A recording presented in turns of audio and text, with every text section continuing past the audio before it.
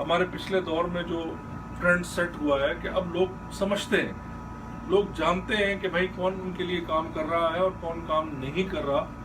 اب وہ حالات نہیں رہے ہیں پاکستان میں. انشاءاللہ تعالی اللہ نے چاہا اب آپ جب جائیں گے تو آپ کو پاکستان بہت چینج نظر آئے گا، حالات اچھے نظر آئیں گے. جنرل راحیل شریف صاحب نے بہت اچھے کام وہاں پر کیے ہیں، انہوں نے بہت سارے اداروں کو بہتر کیا ہے وہاں پر، اور وہ حکومت کو بھی مجبور کیا ہے کہ وہ اپنے پیرامیٹرز کے اندر رہتے ہوئے کام کریں.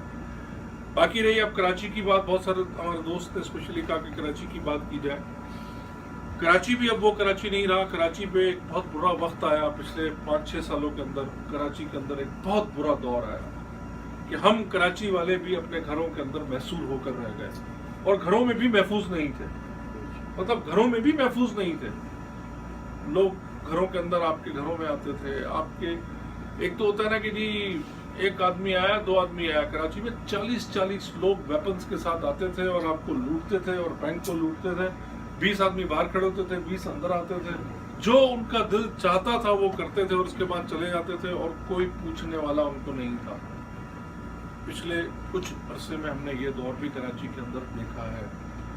ہر گھر میں پرچی آتی تھی. نہیں آپ کچھ کرتے تھے تو آپ کے بچے کو یا آپ کے گھر کے کسی نمائندوں کو، کسی فرد کو اٹھا لیا جاتا تھا اور آپ سے پیسہ مانگا جاتا تھا. کسی کے پاس اچھی گاڑی ہے، اس کو جہاں دل کرتا تھا روک کر اس سے پیسہ مانگا جاتا تھا. لیکن الحمدللہ پچھلے 1 سال سے کراچی کے حالات بھی بہت تبدیل ہو گئے ہیں. اب وہ حالات نہیں رہے ہیں جو کہ پہلے تھے. اب وہ معاملات نہیں رہے ہیں. اب وہ مافیاز، وہ گروپس جنہوں نے کراچی میں یہ سب کچھ کیا، ان کو توڑ دیا گیا ہے. یا وہ ان میں سے بہت سارے لوگ مر گئے ہیں، یا بہت سارے لوگ ان میں سے جیل میں ہیں، یا بہت سارے لوگ ان میں سے پاکستان چھوڑ کر یا کراچی چھوڑ کر بھاگ چکے ہیں. انشاءاللہ تعالی وقت کے ساتھ ساتھ وہ بھی ٹھیک ہوگا. پاکستان کی کیونکہ شہر کراچی ہے، کراچی سے پورے پاکستان کا امیج پوری دنیا میں آتا ہے اور پتہ لگتا ہے. بزنسز جو ہے وہ پورے کراچی کے اندر ہے، کیونکہ ہم نے جو کام کیا بے لوس کام کیا کراچی کے اندر. میں نے 24 گھنٹے میں سے، جیسے ناصر بھائی نے بتایا، 19 گھنٹے کام کیا اور دن رات ایک کر کے کام کیا. یہاں پر سیاستدان آتے ہیں، اپنا منہ چھپاتے ہیں، یا اگر آپ لوگوں کو پتہ لگ جائے کہ وہ کتنے کی کرپشن کر کے آیا. میں نے ان ہاتھوں سے 200 ارب روپے کراچی میں لگایا ہے، لیکن کوئی 1 روپے کا دعویٰ نہیں کر سکتا کہ ہم نے کوئی اس کی خود کی ہے یا ہم نے کوئی غلط کام کیا ہے. 1 روپے کا بھی دعویٰ نہیں کر سکتا. میں اللہ تعالیٰ کا اور اس کے حبیب کا انتہائی دل، میں اس کا جتنا شکر گزار ہوں وہ میرے لیے کم ہے کہ مجھے اس ایج کے اندر اللہ تعالیٰ نے اتنے موقع کراچی جیسے شہر کے اندر رہتے ہوئے دیے. ہم نے کراچی شہر کی حکومت کی، صوبائی حکومت کرا اور مرکزی حکومت کرا.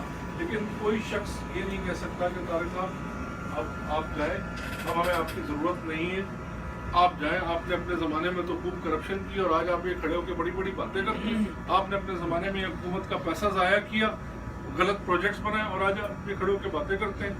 الحمدللہ دنیا میں کہیں جاتا ہوں، پاکستان میں کہیں جاتا ہوں، کراچی میں کہیں جاتا ہوں، تو لوگ کہتے ہیں یار آپ لوگ واپس آ جاؤ خدا کے لیے، یہ جو نظام بگڑ رہا ہے اس کو واپس سنوارو. یہ سن کر مجھے خوشی ہوتی ہے اور دل کو تسلی ہوتی ہے کہ، اور پھر دعا بھی نکلتی ہے کہ اللہ جب بھی کبھی پھر موقع دینا تو اسی طرح دینا کہ ہم اپنے عوام کی، اپنے لوگوں کی خدمت کر سکیں.